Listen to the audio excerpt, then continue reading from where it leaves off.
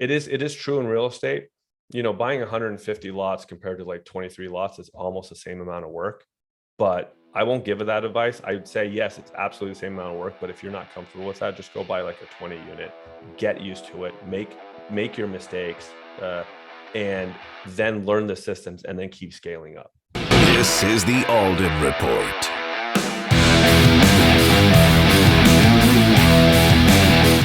Today's episode is brought to you in part by Wicked Happy.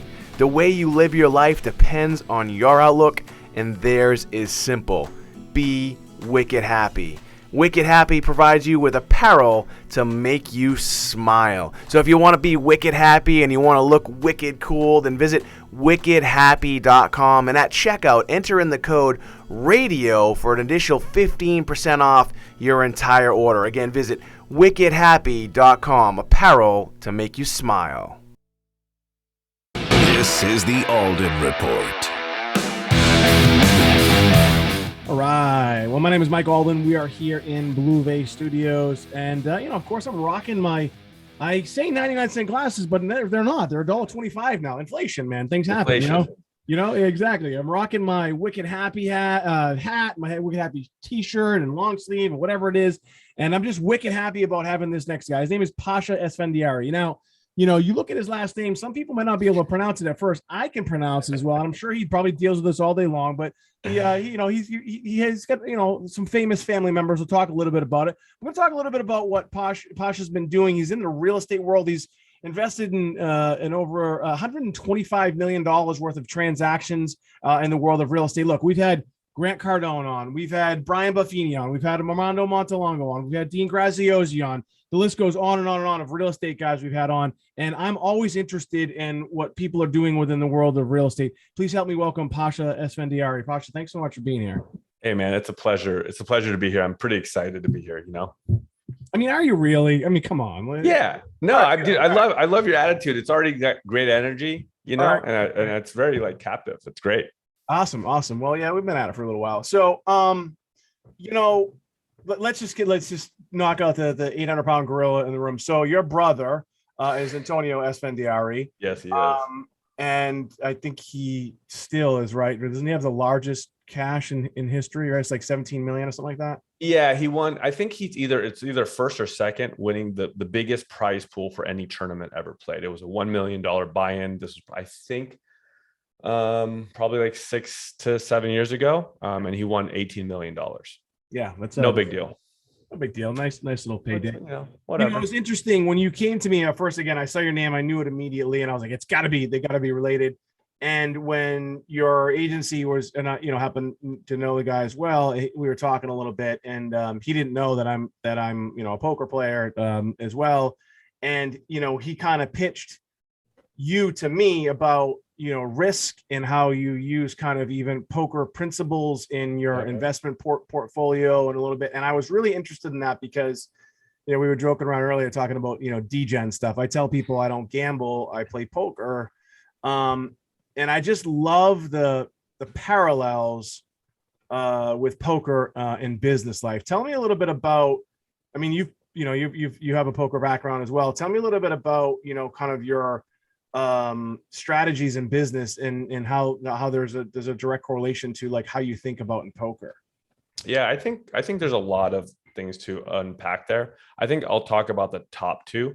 One is an easily game selection. If you want, I've never been the best poker player. I never wanted to be the best poker player when I used to play. I just wanted to go to the best and easiest games. That's all I really cared about. So I like to go where there's less competition all the time. Right. And so I steered my life and my career when I played poker for that. And how does that directly correlate to real estate? Well, it's quite simple.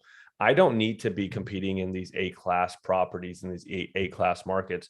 I can go elsewhere where there's higher yields. And I do exactly that with my real estate business. I go after mobile home parks and secondary and tertiary markets where there's less competition. Institutional money isn't after them. And I'm making really strong yields. And so that's how I relate that portion is game selection. And the next one is, there's so many, but you got to be aggressive. You got to be in the game. Like if you play a poker tournament, if you're not in the game, you're just going to get blinded out. Right. So you always want to be involved in in playing the game. And so you just got to take the first steps. You got to go and you got to go attack. And if you find the right strategy, you got to go for it all the way, right? And so you get rewarded playing poker by doing the right decision over the long term as well. So just making the right decision, being on the game, on the felt over and over again. That's what you'll do with real estate. You just keep hitting it, and you just keep putting in offers, and you just keep hammering all the pro formas and whatnot. Interesting thing too about, we mentioned earlier, your good friend John Sin, and I'm friends with Tony Miles, and they went heads up in the main, I think in 2019, I think, or something, or 18. And Tony took second, and your buddy took first. I'm not a pro, but I have played, and I do like to play, and I love the game for a whole host of reasons. But talking to someone like Tony, who is a pro, and a couple other friends that are actual pros, they talk about the result, right? And he's like, you're too focused on the result, Exactly. right?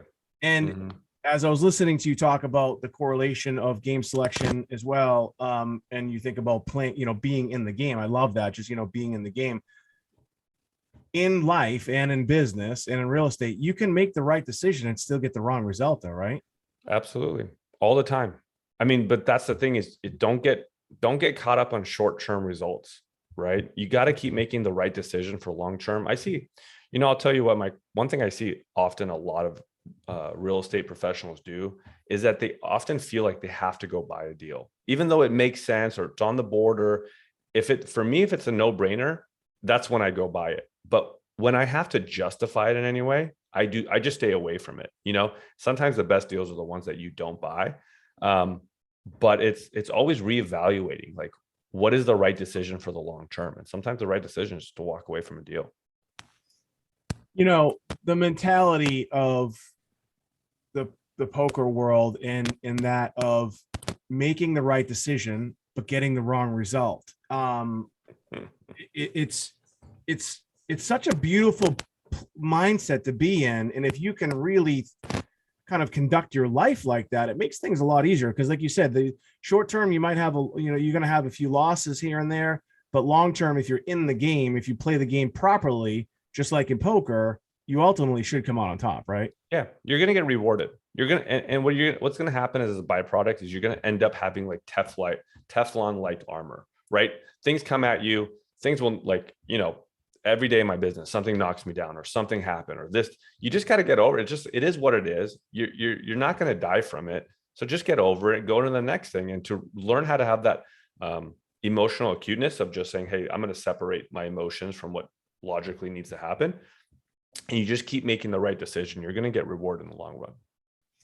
Yeah, that makes sense. You earlier too, you talked about the types of real estate that you get involved in, and I, was checking out your website, and I think also, your company, Evoke Capital, not only, likes to get involved in some of these, maybe secondary, I don't even know what you want to call them, secondary real estate markets. But you're also building, affordable housing for people. I'm a kid that grew up in state housing, Section 8, the whole thing. Yeah. And, if we didn't have it, I don't know, where we would have lived. It's that Section 8 is also a little weird because you get stuck in Section 8 a lot of times because it's based off of your income. But talk a little bit about, what Evoke Capital is focusing on, and also not only just obviously making money for yourself and for your investors, but making a difference, in the world for people. Because I was looking at your stuff too, and it's like you're not just building or getting involved in affordable housing. You want to make affordable housing that makes people, feel a sense of pride and enjoy, kind of where they're at. Yeah, so a little backstory about me. Growing up, my father had to essentially immigrate over here. We're here, and growing up, I never really felt like I had a home. I was made to feel like a guest in the home that I grew up in. We were living at my grandmother's house. And so it always kind of stuck out to me that, if I can build or provide great housing for everybody, it'd be great. What it really kind of transitioned as I got a little bit older to realize that there's a whole group of people here in America that don't have great housing. There's slumlords everywhere. And it just eats at me. So everything that I do, all my apartment complexes, everything that I do, I deal with low income. And I really kind of apply the fact that they should be treated like a gold standard in everything I do. And to fast forward, I bought a motel that we still have in Las Vegas on Fremont Street. and we initiated like a homelessness program. Come stay at the motel, we'll find jobs for you. And we had 200 applicants come in and just try to be with us. We couldn't really take that many. It was about 15. But time and time again, really what conditioned me was that they don't have, like, growing up, the culture that people grow up in is a disempowerment culture. It's a you can't do this culture. It's a you don't have the tools for good education culture. And so that really stuck out with me. So really what Evoke plans to do, our long-term goals here, are to develop our own communities. I've tried the light tech route. It's too slow. And I actually would argue that's more for the middle class than really like low income. And to provide empowerment, to create a nonprofit around getting emotional intelligence courses, empowerment conversations, nutrition, really everything I had to learn raising myself in this country.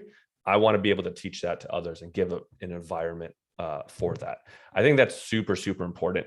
Here's the thing. I think I'm going to go on a little bit of a tangent. The thing is that I like to treat the source. I want to treat the source. And so the source is how and what environment is a child raised in, instead of, once they're already homeless and houselessness programs don't really work, because a lot of people don't really want these programs, or they're already so far gone mentally. That could be for many reasons: drugs, the environment. It's harder for that. But if we can help treat the source when they're children, to treat empowerment and confidence, man, that's going to really help propel it. So I'd rather focus on that and the housing where children are raised than putting Band-Aids on it, in my opinion. Yeah, as you said earlier, lots to unpack from what you're having. I was one of those kids, and I still live in the same town that I grew up in, and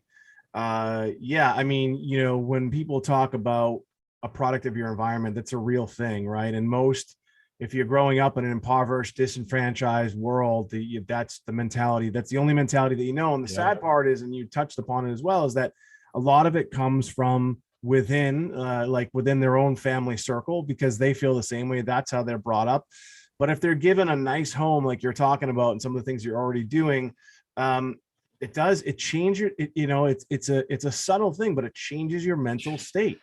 Exactly. There's a quote that I love hearing. I'm getting chills even talking about it. It says, environment is stronger than willpower until willpower becomes stronger than environment. Yeah. And that takes a lot. To have that willpower shift your environment, it takes a lot of willpower, and it's not easy. And I don't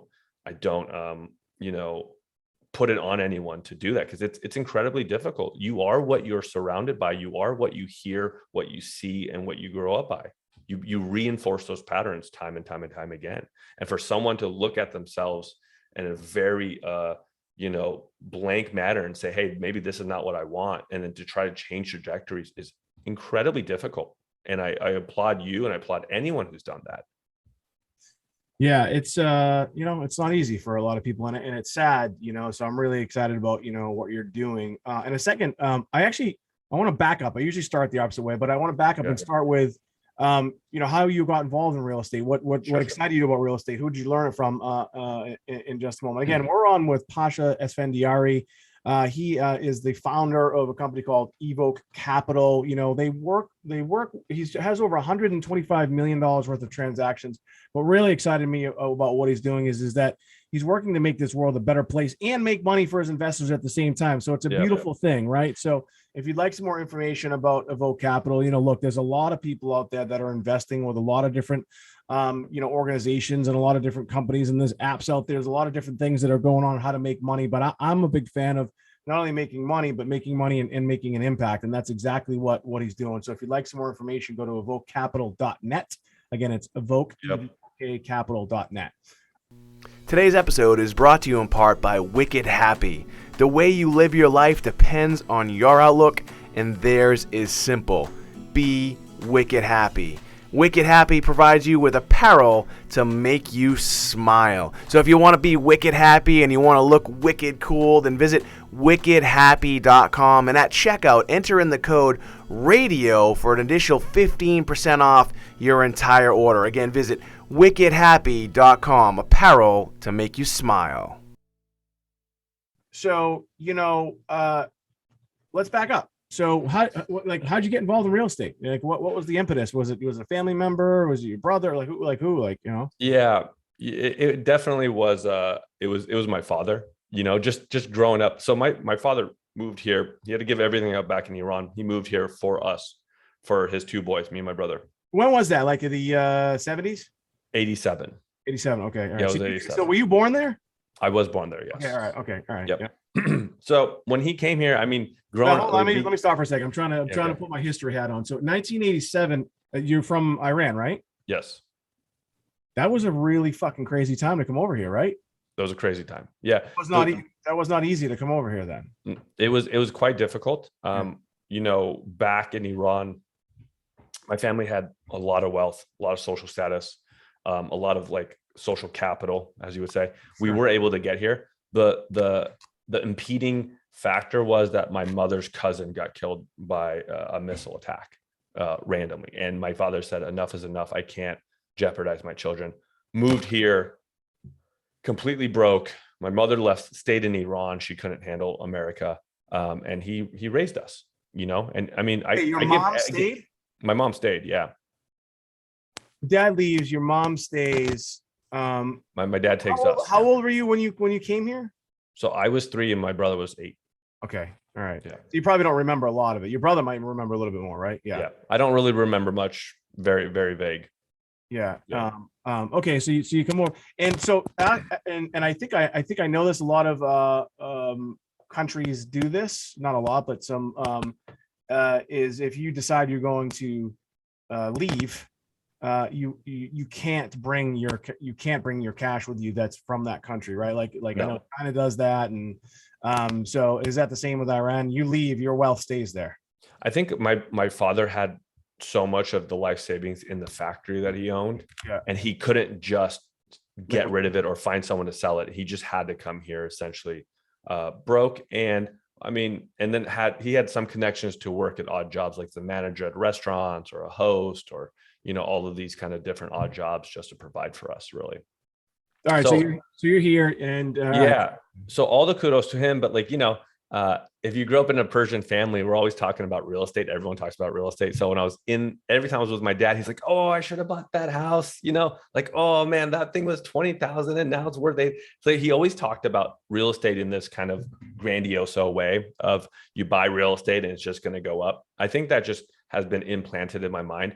Secondly, I truly think I want my father to live vicariously through me. So anytime I land any deal, he's the first person I text, and he's over the moon happy for it. And so, I didn't go the traditional route, high school. And then I went into college for essentially one semester. It wasn't for me. I was in community college. I wasn't a great student. I have ADD. Didn't really work out for me. And I quickly just left, worked one odd job. And then my brother started doing really well in poker. And I just said, well, if he could do it, I could do it. Like, what's so hard here? Right. And so I was about 20 years old at this time.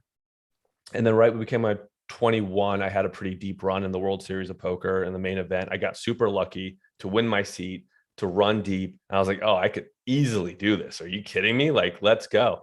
I was really, really foolish and arrogant at that time, obviously. And so I played poker for about another 5 years. I did pretty well. I was able to travel the world. Nothing to win tournaments weren't my flavor. I just loved cash games. So being 21, 25 and making good money and doing what I wanted really was awesome. But I started having this thought that kept growing, is that I'm not really being able to build anything.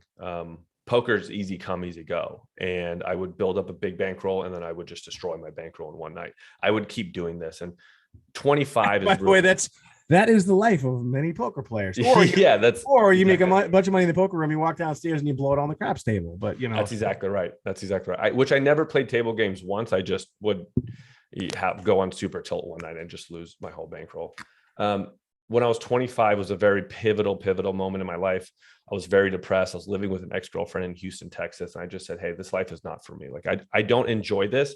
Let me go really take this seriously. Let me go really start taking my life seriously. Let me go study poker. Let me just go really study everything in my life and try to expand it. I decided to move to Las Vegas. when I was right around 26. And right when I was 26, I tried it for 3 months in Vegas. I said, this is a grind. I hate this lifestyle. I'm just not going to build what I want. And I made the decision to get in real estate, which was hard, because to play poker and do well and be able to afford the lifestyle that I want and kind of really have the freedom to do whatever I wanted, to take several steps back to then have to rebuild and start on the bottom is really, really quite difficult. And that's what I had to do. And I will say this is the best freaking decision I've ever made in my life. Right. So it's really interesting that you brought that last part up too, because, I've been in business now for, 20 years or so, and I'm a lawyer by trade. And, I've been beat up, knocked down, kicked in the nuts, stepped on, spit on, lost money. I've had, close to 20 million, and people I talked about it publicly a couple of times, embezzled from me, and bank accounts froze. I mean, it just goes on and on and on. And I'm just man, like, really, like, is it ever gonna fucking get any easier?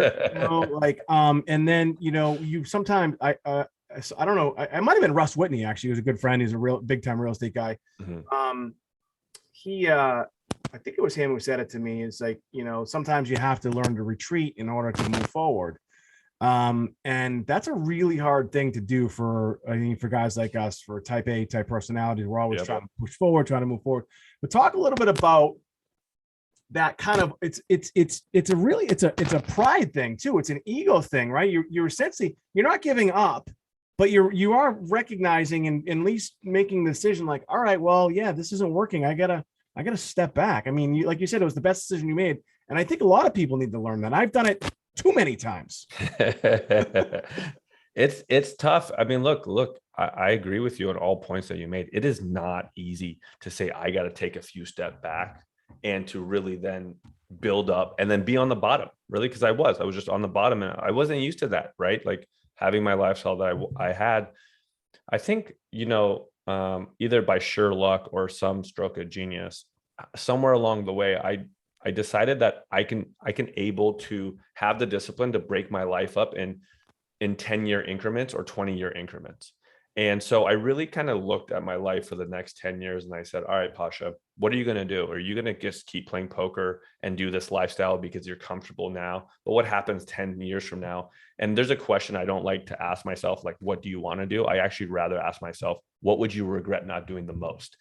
And so the answer was very clear. It's, well, I would regret not building a business or a career that's outside of poker, that's bigger than myself, and that can provide me sustainable growth for the next 60, 70 years.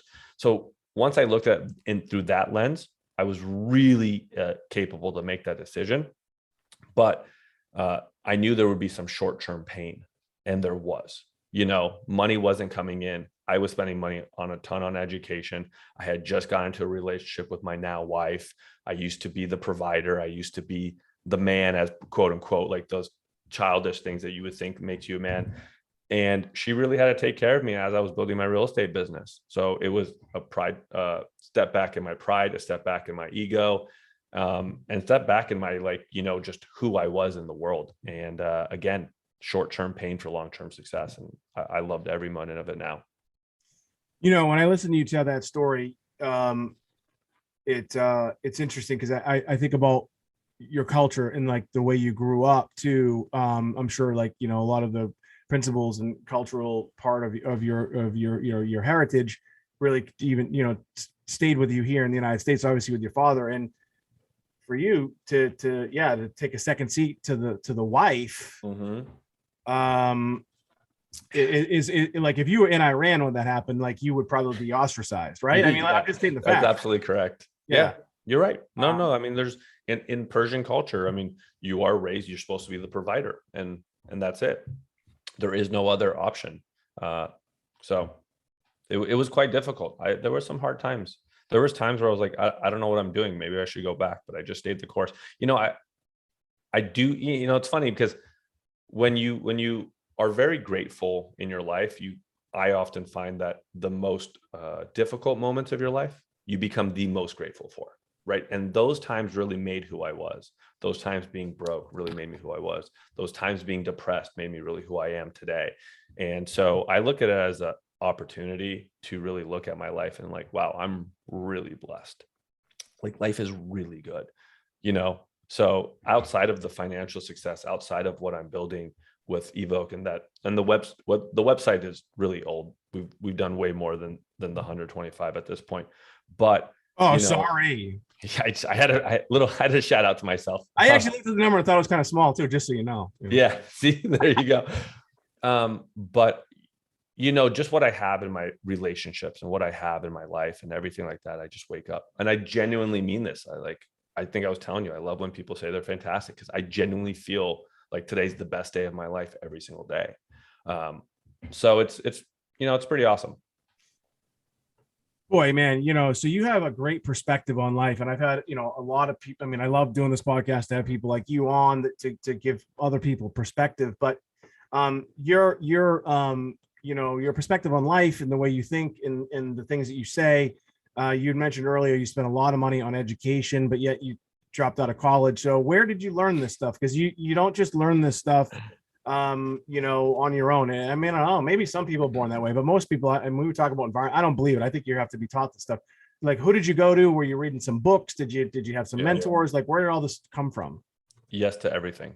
Literally everything. You know, poker, to relate, is a game of incomplete information, is what I would like to say. You're always trying to pick up on cues and learn people's patterns.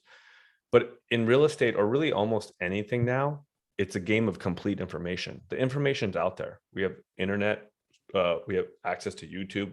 Everyone's doing educational pieces, courses, pieces, anything. So it was a little bit of both. I volunteered my time for 3 months for a mentor of mine. He taught me everything to know about how to flip homes sight unseen from auction. So I just went and gave my time for 3 months.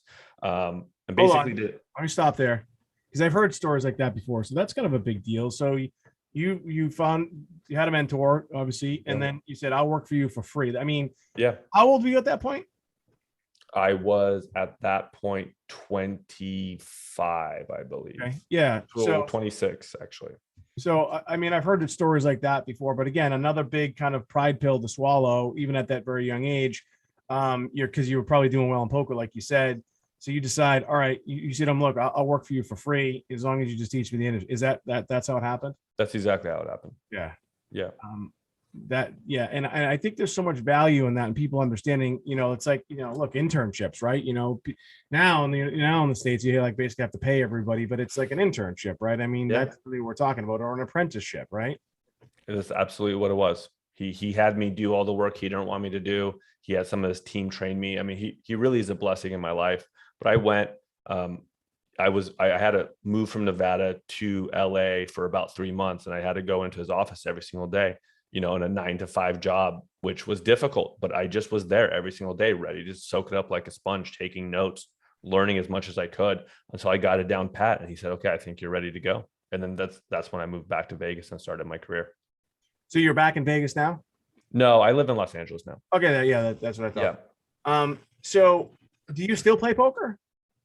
I mean, like, it's in the family. Like, how can you not? My dad's a degenerate. My brother loves to play poker. So wait, your brother's not a degenerate. You had to stop there for a second. I know. He's like, hey, whoa, what the fuck? What are you talking about? You're a degenerate, so you're invited. Come on, shit. I guess I am too. Yeah. So like we'll play like fun games. We'll play like some little 5-5 games with, you know, the family and whatnot. And I'll play like some small games. Sometimes I'll play, but you know, it's not as fun for me as it used to be. I get more joy out of taking down big deals and buying more mobile home parks, you know? So it's like, and at this point, like I'm so competitive. It's really a deterrent, because if my brother's on the table, I just want to go after him. Right. And he's a really freaking good poker player. So it doesn't really work out in my favor. So I've just kind of learned to like focus on the result. Is I typically lose at these games. So I've kind of stopped playing. What about, I mean, you know, right now is the main events. The WSOP, you know, it's coming up in, I don't know, about a month or so. So what about like the big ones? Do you even think, I mean, you're in LA, so it's still a bit of a commitment, right? I played the main event like 7 or 8 years. Mm-hmm. And first of all, I've never really loved tournaments. Second of all, now it is so unsocial. The last time I played was like maybe 4 years ago or 3 years ago.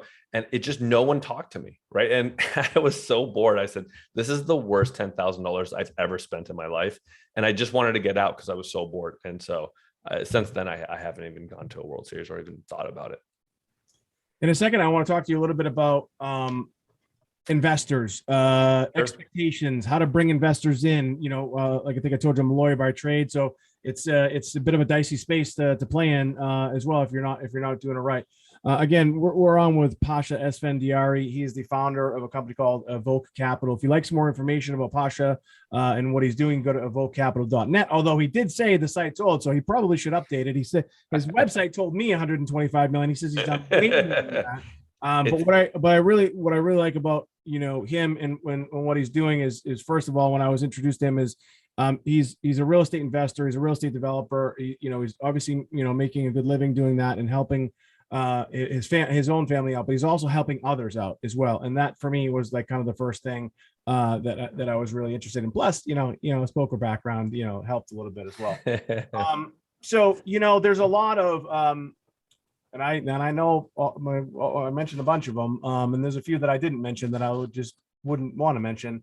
There's a lot of real estate investors out there. There's a lot of guys that hold themselves out as real estate investors. I mean, I could be considered a real estate investor because I bought and sold a bunch of homes, but I mean, they're just for me, right? So first of all, like if someone's looking to get involved in real estate in a kind of a passive way, not passive, maybe just invest with like, what are the things that they should look for in the company that they're going to invest in? Yeah, it's easily like the lowest hanging fruit is past record, right? Is what have they done recently? And also I really, really want and urge everyone to focus on what's the macroeconomics look like. Because, I'm not saying any names out there, but there are some operators that are not conservative. They have to make money by syndicating deals and spitting out the acquisition fee and keeping the company afloat that way. And we're built different at Evoke, but those are some things to really just consider. But at the end of the day, past record, and do you trust them? And are the returns good enough for you and your particular personal profile? Look, I mean, every real estate transaction is recorded somewhere. So like, but sometimes it can certainly be hidden about who's doing what or what have you. How does someone really find that information though, right? So like when you say past record, I mean, because people can just say a lot of things, but I'm just an average real estate guy. I don't know, I get 50, 100 grand that I can, spend or whatever. How do I really know other than just liking you?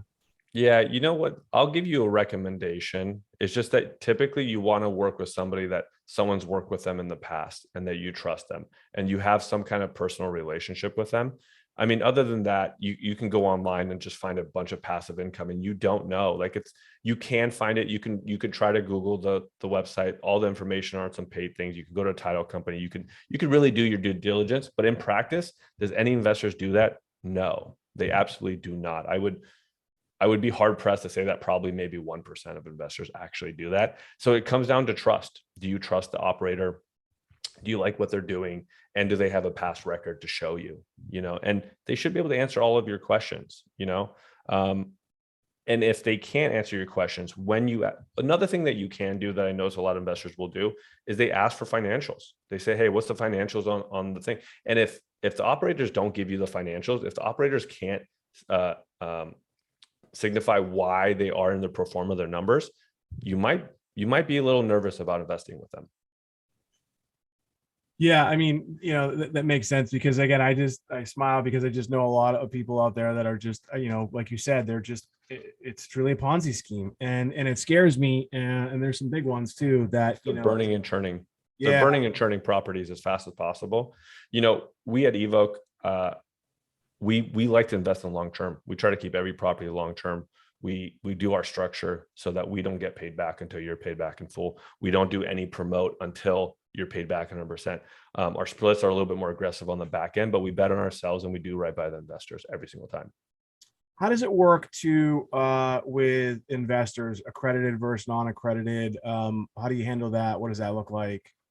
Yeah, I mean, if it's not accredited, there's a big form that our lawyer has as in PPM, and you have to figure out which line really kind of relates to you. And what I believe is that we can take a certain amount of non-accredited investors into each syndication deal, right? And so, which is one thing that I really enjoyed in my first few deals that I did, because I brought all my, best friends and family into it.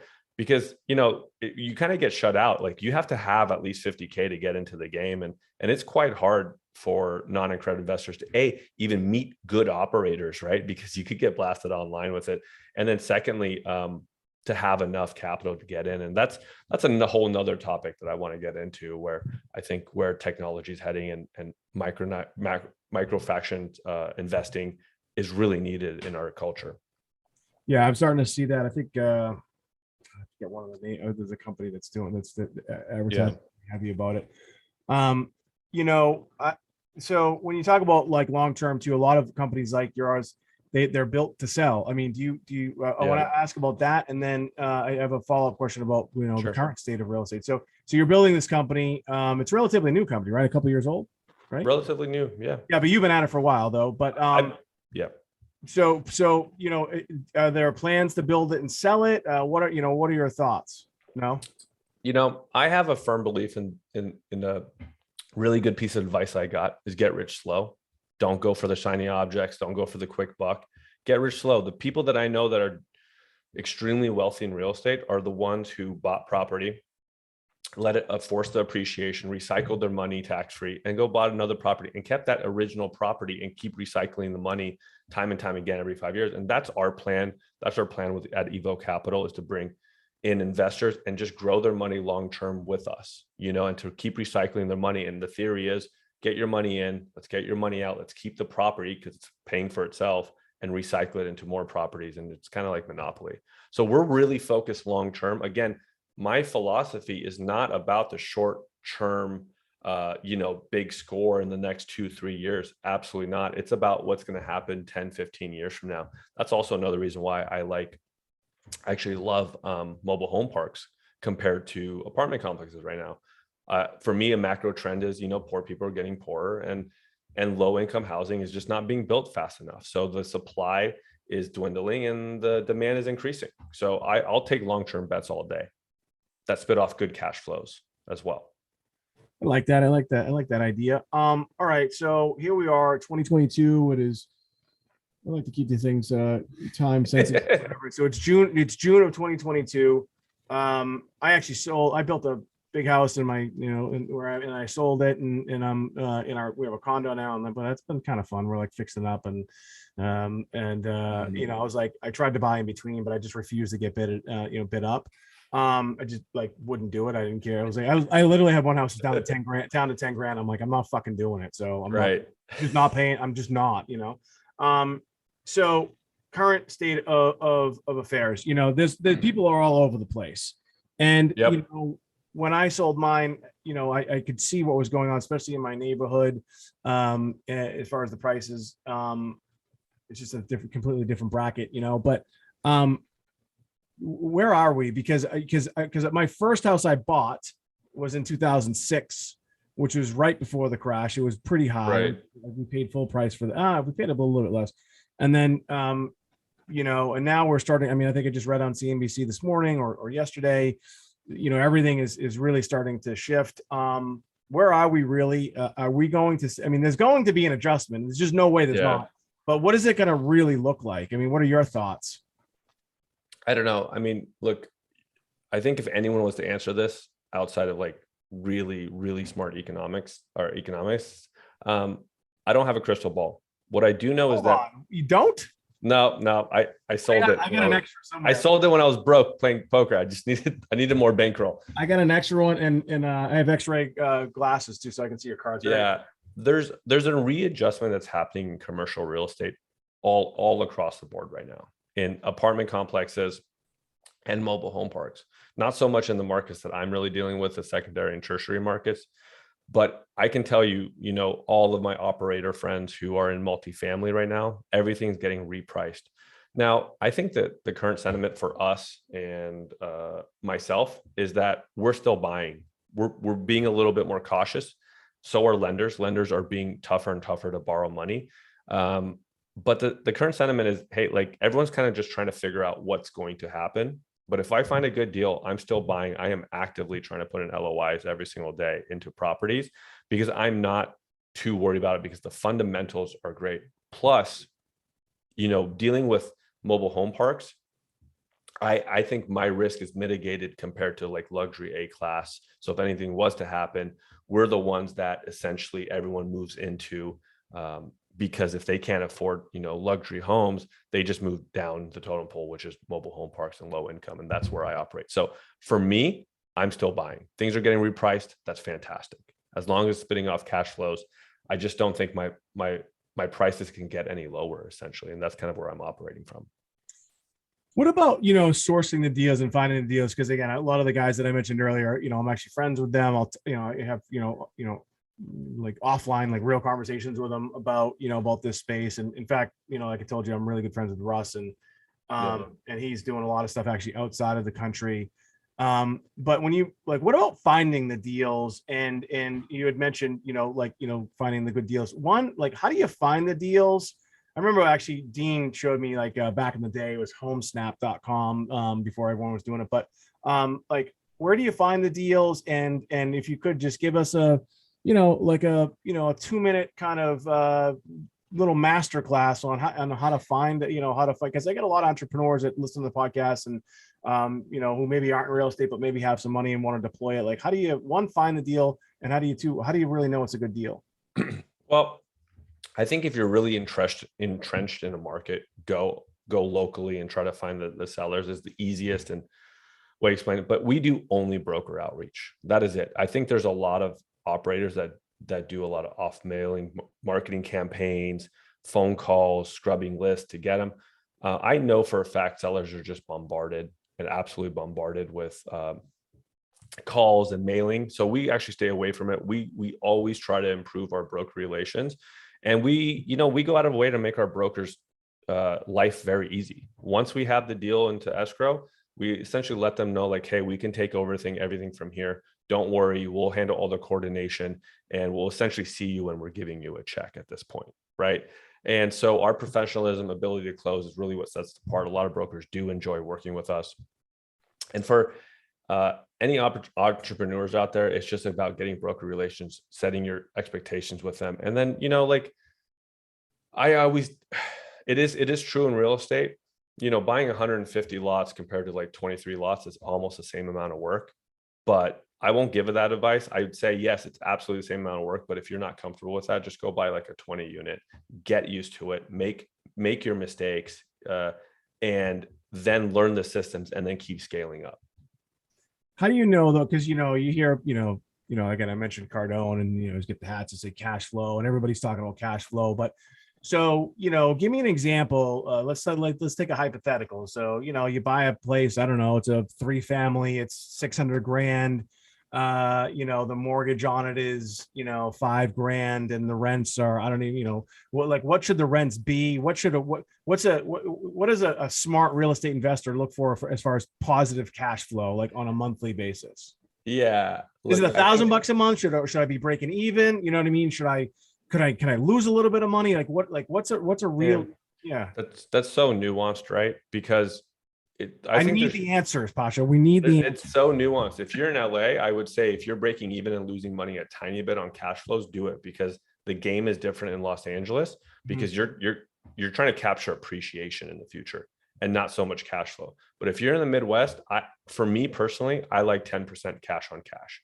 After all my expenses, my mortgage, whatever I put in for the deposit, the EMD, the repairs, whatever, I just want to make 10% cash on cash, as long as in 10 years, whatever net cash I'm making pays me back essentially what I put in. That's 10% cash on cash. So that's what I like. Yeah, that seems reasonable. I know you're busy and doing deals every single day. Before I let you go, if someone's interested in Evoke Capital, they like you, they like what you've done. What do you have to say to them if someone wants to reach out to you, talk to you, what should someone do? And maybe if you have some words for them. Yeah, I would love it. I think one thing that I've realized getting into mobile home parks, and and actually finally bringing in investors in, is that the education piece. I love educating other investors who don't know about mobile home parks. The things that I had to learn to make the transition from multifamily, the sexy item, into the non-sexy item, which is mobile home parks. So if you go out to evocapital.net and shoot me an email, and you're an investor who wants to invest, I would absolutely love to take my time, go get on a Zoom call and explain to you the power of mobile home parks, who we are, how we're situated differently, and just essentially how our deals are structured, that we're betting on ourselves. So that's the main point, is the education. It's always about the education. And so if you feel comfortable, we would love for you to invest. Love it. I think that's a great place to end it. Again, listen, we've been on with Pasha Esfandiary.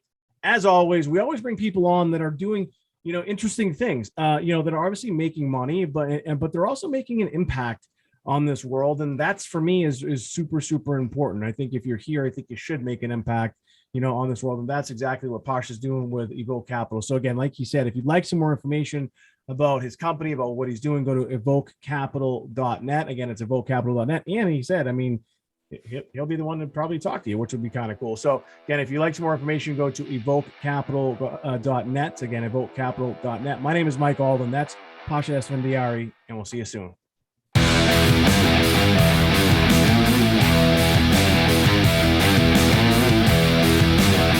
Today's episode is brought to you in part by Wicked Happy.